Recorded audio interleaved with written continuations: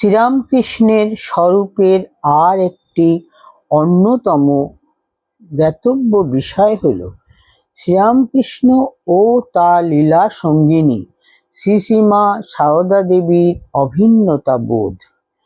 স্বামীজি সে অভিন্ন সত্তাকে প্রণাম জানিয়েছিলেন এই বলে, স্বশক্তিক নমি তব পদে।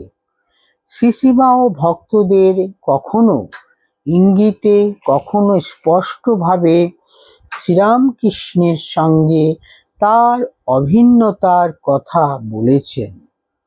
যোগীনমার মনে শ্রীশ্রীমায়ের ব্যাপারে একবার সংশয় আসে, কারণ শ্রীরামকৃষ্ণ ছিলেন ত্যাগীশ্বর আর মাকে দেখছেন ঘোর সংসারীর মতো। ভাই ভাইপো ভাইঝিদের জন্য অস্থির। একদিন গঙ্গার ঘাটে ধ্যান করতে বসে যোগীন মা দেখলেন ঠাকুর সামনে দাঁড়িয়ে বলছেন, দেখো গঙ্গায় কি ভাসছে। যোগীন মা দেখলেন একটি সদ্যজাত শিশু নাড়ি ভুঁড়ি জড়ানো গঙ্গায় ভেসে যাচ্ছে। ঠাকুর বললেন, গঙ্গা কি কখনো অপবিত্র হয়? না, তাকে কিছু স্পর্শ করে। ওকে মানে শ্রীশ্রীমা তেমনি জানবে। ওর উপর সন্দেহ এনো না, ওকে একে অভেদ জানবে। মাও এক ভক্তকে বলেছিলেন, আমাকে ও ঠাকুরকে অভিন্ন ভাববে। সাধারণত দেখা যায় যে কোনো ধর্মের সিদ্ধ পুরুষেরা কোনো একটি সাধন মার্গ, যেমন জ্ঞান ভক্তি বা যোগের মার্গ অবলম্বন করে সাধনায় সিদ্ধি লাভ করেন এবং তাদের ধর্মপ্রচার ও উপাসনায় সেই বিশেষ সাধন মার্গের প্রাধান্য পায়। অবতার বা অবতার কল্প মহাপুরুষদের জীবনে বিভিন্ন ধর্ম সাধনার কথা তেমন জানা যায় না।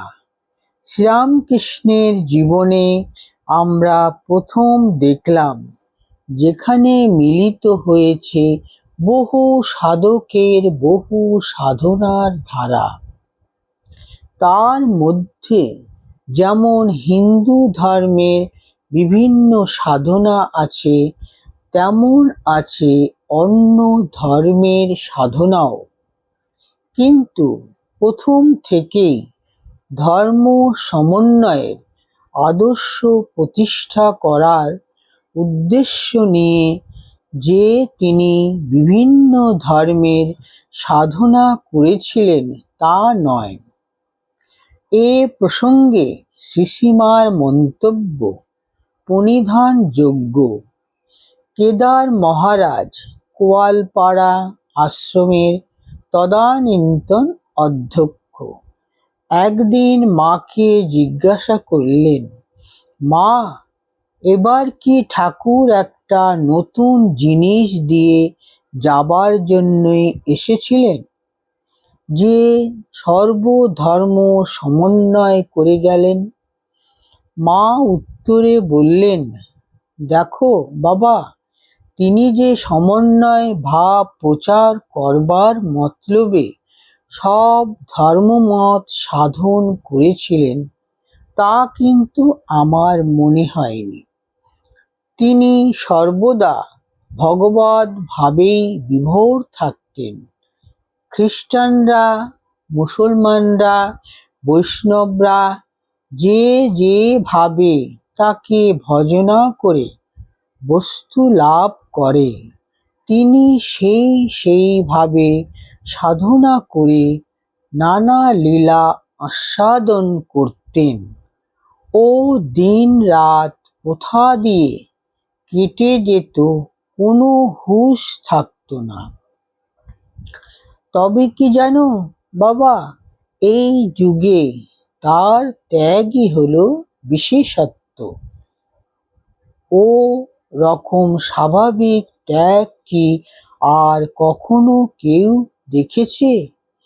সর্বসমন্বয় ভাবটি যা বললে ওটিও ঠিক। অন্যান্য বারে একটা ভাবকেই বড় করায় অন্য সব ভাব চাপা পড়েছিল।